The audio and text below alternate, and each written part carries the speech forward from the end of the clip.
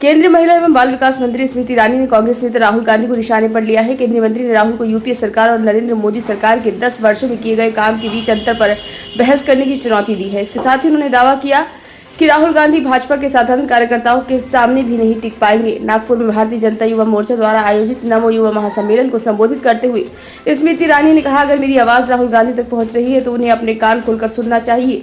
UPA सरकार और नरेंद्र मोदी सरकार के 10 वर्षों में किए गए काम के बीच के अंतर पर एक बहस हो जाए। उन्होंने ये दावा भी किया कि अगर वह ये चर्चा राहुल गांधी के साथ करना चाहेंगी तो राहुल इस बहस में शामिल नहीं होंगे। केंद्रीय मंत्री ने आगे कहा कि राहुल भाजपा के सामान्य कार्यकर्ताओं के सामने भी टिक नहीं पाएंगे। इस महासम्मेलन में स्मृति ईरानी ने कहा, मैं गारंटी देती हूँ कि राहुल गांधी के सामने अगर युवा मोर्चा का एक कार्यकर्ता भी बोलना शुरू कर दे तो वो बोलने की ताकत खो देते हैं। स्मृति ईरानी ने बताया कि इन 10 वर्षों में भाजपा ने अपनी घोषणा पत्र में किए 3 प्रमुख वादों को पूरा किया है। उन्होंने कहा कि घोषणा पत्र में जम्मू कश्मीर राज्य का विशेष दर्जा खत्म करने वाले अनुच्छेद 370 को हटाना, विधायिका में महिला आरक्षण और राम मंदिर का निर्माण, ये 3 प्रमुख वादे थे जिन्हें भाजपा ने पूरा किया है। गौरतलब है कि भाजपा की तरफ से लोकसभा चुनावों में 195 उम्मीदवारों की पहली सूची जारी कर दी गई है।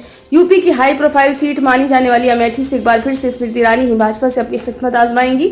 इस सीट पर उन्होंने 2019 के चुनावों में राहुल गांधी को चुनाव में हराया था। हालांकि राहुल केरल के वायनाड सीट से चुनाव जीतकर सांसद बनने में सफल रहे थे।